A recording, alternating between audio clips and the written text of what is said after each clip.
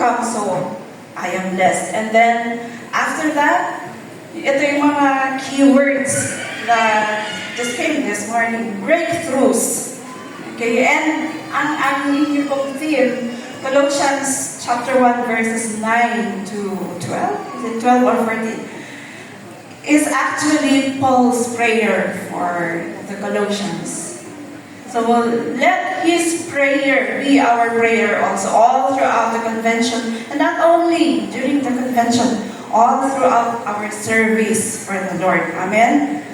And then his prayer says that the Colossians may be blessed in the knowledge and will of the Father, that they may be fruitful, and most especially that they would have the joy to endure ang kanilang service for the Lord. Let us make that also a personal prayer in our daily walk in service to the Lord. Amen? I believe po na lahat tayo inside the church, we all have that distinct, specific will of the Lord para may ambag tayo sa ating congregation, sa ating church. Right? The prayer is for that the Colossians may be filled with the knowledge of the will of the Lord. Yun yung pinaka-importante. And as if we will be filled with the knowledge of the will of the Lord, that we may have the joy to endure our service, to go through all the challenges of ministry. Kahit po, hindi po lahat ng ministry is in the pulpit. Everybody has their way of ministering. A simple greeting, a simple smile could also be a ministering gesture. Amen po ba? And how I wish I could speak your language. It's a beautiful language. I have been trying to get a grasp of it, pero siguro in time. And we are so blessed and privileged talaga. I told Pastor a while ago, I said, why is it that the very first time po na punta kami dito, I have always been fidgety. Iba kasi if you are in front of students, correct po, Pastor? And it's very different when you are in the pulpit. But I feel so blessed because I've always been comfortable dito po sa Alpha. And breakthrough. During the pandemic, there were many challenges in our service also.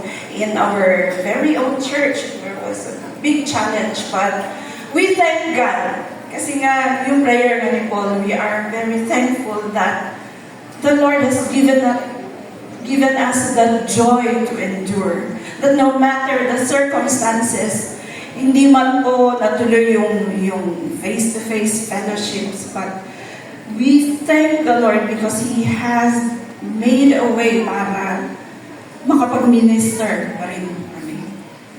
And then, ang pinaka-ano din ng ating theme, that we may be filled with the knowledge and joy of the will of the Lord para maging worthy tayo in our daily walk with the Lord.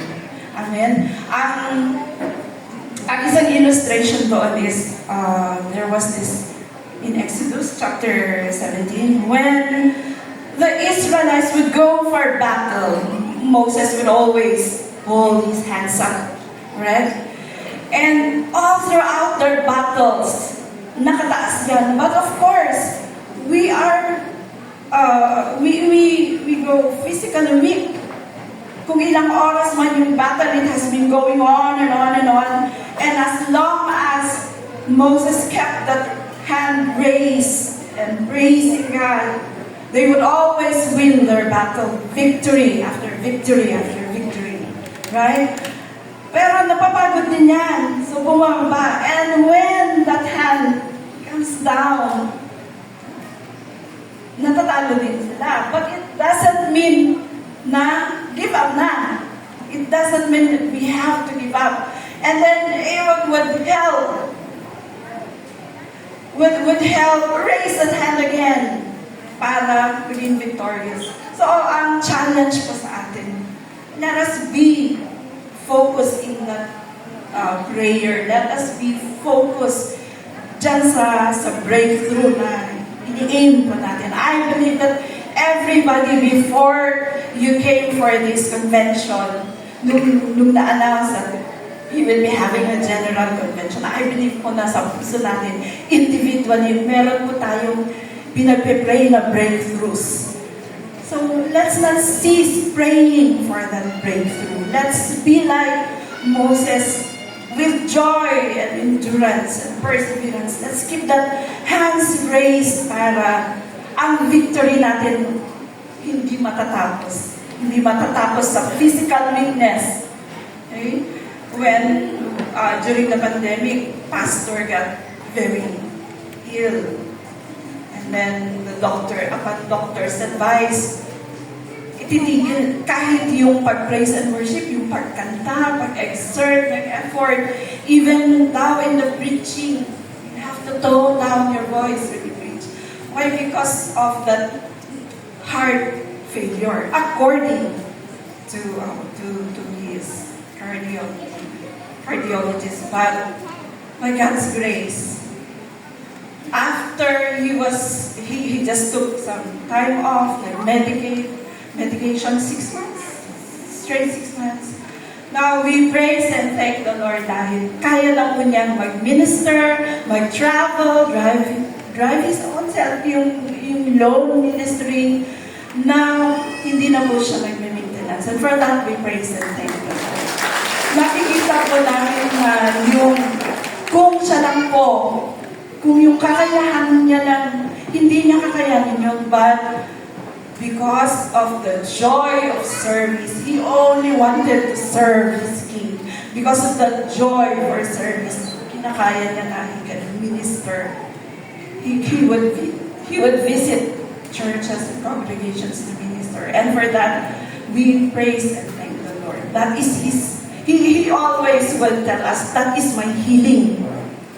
Amen? So like sa illustration mo na na-share ko yung physical body natin, you always keep your hands raised, mapapagod ka rin.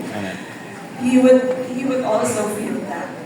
We know that prayerfully we would always pray, Lord, give him the strength that he needs for as long as you want him to minister. And we are very thankful really for this trip, that we are able to travel again. I would always say, wow, the perks of serving the Master, the perks of serving the Lord. We thank you for the warm welcome, Pastor and Pastoral. Thank you for the warm welcome and for the privilege of bringing us here to minister to you again. And all throughout you again, challenge like this. Let's stay with our, like Paul's prayer, let's make it a personal prayer also. Not only for ourselves. Let us not cease to pray for each other, to be mindful of each other's needs, to pray and intercede so that every church, every congregation po, ang harvest time sa buwan, ay always victorious.